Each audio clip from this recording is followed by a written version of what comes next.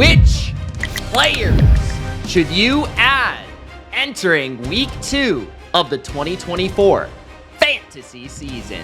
What's going on, football fans? It's Mitch here with the must-adds entering week 2. These are my favorite additions to any fantasy football team, hopefully giving you a boost whether you won and you're 1-0 or you lost and you're 0-1. After week 1 is no time to panic, but you're always looking to make additions, especially at the start of the fantasy season. This is the most crucial and important time to make changes, especially to the depth of your fantasy rosters. So, Gronk spike the like button. Don't forget to subscribe for weekly OwnersBox fantasy must-adds every week of the NFL season. And comment any questions you may have for me regarding ads and drops and player movement on your fantasy teams. Let's begin with my top target after week 1. The entire world saw it. The kickoff game. Thursday Night Football. Isaiah Likely broke out. And you better believe it's here to stay. I can see Isaiah Likely finishing as a top 5 tight end for the entirety of 2024. He's guaranteed to be a top 3 target in one of the best offenses in football for Lamar Jackson. You got Zay Flowers, you have Mark Andrews, but it looks like Isaiah Likely was more involved in game 1, is just functionally a better athlete than Mark Andrews at this point in Andrews' career. And man, Isaiah Likely is special. Like, open your eyes, guys. Is it not obvious? Isaiah Likely is that dude. He's a dog. So for me, I'm picking up Isaiah Likely anywhere I can get him. I don't really care about my tight end situation because regardless, I think he could be a tight end play, a flex play, a trade. He's going to have value because tight ends are hard to find, and explosive athletes that catch the football with that leaping ability, with that yak ability, with that weekly explosion are hard to find. With the amount that the Ravens are going to utilize 2 tight end sets, he's going to be frequent in this offense. It was evident early in the game that he was going to be a big part of that game plan, and it was evident the usage he was going to see. He plays out wide. He plays in the slot. He's a downfield target. He's a yak target underneath. He's a big play waiting to happen. Isaiah Likely is only owned in 28% of Yahoo leagues. He's likely available in your league. He had 9 catches for 111 yards and a touchdown against one of the best defenses, one of the best secondaries in football, the Kansas City Chiefs, in a massive game. Lamar trusts him. The rapport grew over the last half of last season when Andrews was out. And it looks like he has surpassed Andrews on the depth chart in terms of true receiving options because he's just a more gifted athlete at this point in Andrews' career. So he is the top target after week 1. Now, I want to finish the onesie positions with my favorite target at quarterback. Depending on the size of your league, many quarterbacks might be available, or very few quarterbacks might be available if it's a super flex. But a quarterback that I do like on a pretty weekly basis is Baker Mayfield. Baker Mayfield had a phenomenal game against Washington, and I do understand that the Commanders were arguably the worst defense in football last year, but Baker shredded them, and he shredded them for a reason. He was 24 for 30, 80% completion, 289 yards, 4 touchdowns, 0 picks. He's only owned in 35% of leagues, so he's likely out there. If you have a really tough quarterback position, if you have one of the lower end starters, let's say in a 12-man league, 1 quarterback, Baker might be worth a look, especially when he has good matchups. I would consider him once again against Detroit. Detroit's a very good offense. The Bucs are dealing with defensive secondary injuries. They're likely to give up a lot of points. The Bucs are playing in a dome against Detroit. He played very well against Detroit in the playoffs. Mike Evans played very well. I think this offense is going to be good for the entirety of the season. Maybe not like elite, but good.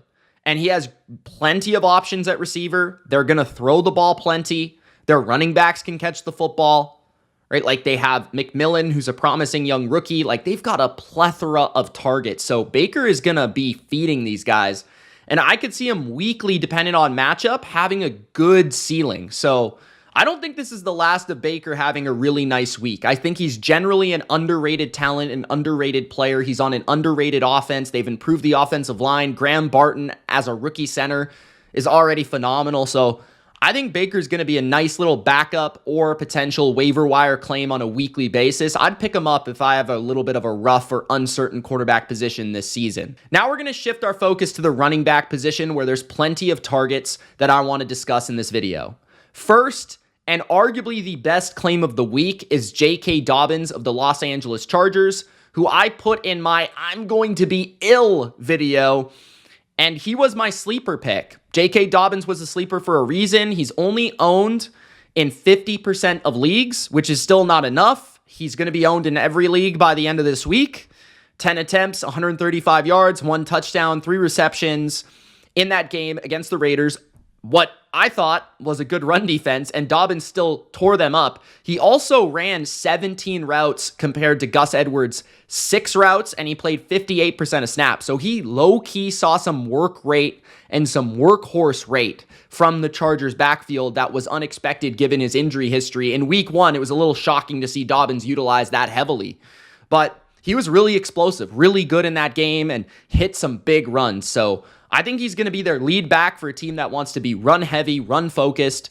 Dobbins, I have in a lot of different leagues because I loved him as the potential starter with Los Angeles in the system that he's in with Greg Roman, a good offensive line. They don't have a great receiving core, so they're going to run the ball a lot. So if you have some trouble at running back, maybe you went 0 RB or hero RB and you're already dealing with injuries or just uncertainty with usage at your running back position, J.K. Dobbins is a great addition. I think he should pretty much be owned in every league because he's probably going to finish as an RB2 this year. So J.K. Dobbins is a great pickup. My favorite at running back. Tank Bigsby of the Jacksonville Jags probably slipped under the radar this week, but he had 12 attempts for 73 yards, and he had the same amount of rushing attempts as a second round, third round fantasy pick, Travis Etienne. He saw 12 attempts compared to Etienne's 12 attempts. Like, that's shocking. Like, that is really shocking. 5% owned in leagues, so he's available in every league. He's both a handcuff and a playable asset in this offense. And honestly, given that Etienne fumbled near the goal line, he might even steal some vulture touchdowns and things like that for the rest of the season. Chris Sims of NBC even tweeted that he's the best running back on Jacksonville. That's shocking to me because I remember Chris Sims, he had Travis Etienne in very high regard coming out of the draft, and Etienne was very productive last year. Now, I don't really hold that same standard right now. I have to see more of Tank, but I feel like he was drafted for a reason. He's clearly their backup. They never brought in competition for him to be the backup, and it looks like he's more than a backup. So he's definitely worth the claim, and I think he'll slip under the radar given J.K. Dobbins and the plethora of other running backs that are going to go for some pretty good fab. Alexander Mattison is one that's intriguing to me as well. He did see more snaps and more usage than expected starter Zamir White, mostly due to the receiving game and the game script, but he did have 5 attempts for 19 yards on the ground. He did have 1 long catch where he looked like prime Marcus Allen of the Raiders, and he's only owned in 41% of leagues as the backup of Zamir White. 4 catches, 43 yards, and a touchdown. He looked the best he's looked in years. Remember, one time Madison was looked at as a pretty good handcuff in the NFL to Dalvin Cook, but he kind of slipped off the radar for a while. But it does feel like he is kind of this interchangeable piece in the backfield of the Raiders that does want to run the ball and feature their running backs in the offense. So I like him.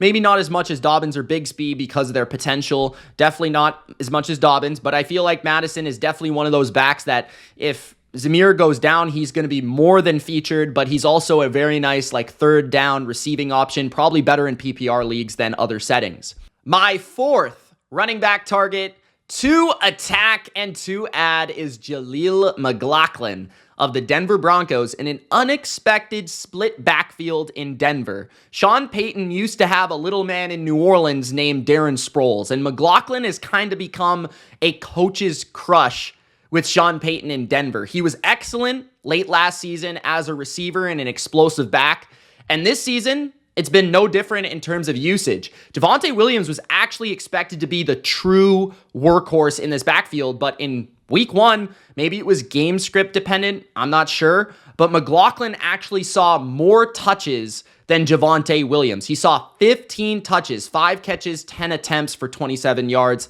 as well in this offense. And with Bo Nix being that he's very short pass oriented, wants to get the ball out quick, McLaughlin could become a regular, especially in PPR settings where he could be a flex play each and every week. I'm not sure he has true workhorse potential, even if Javonte goes down, just because he's very small.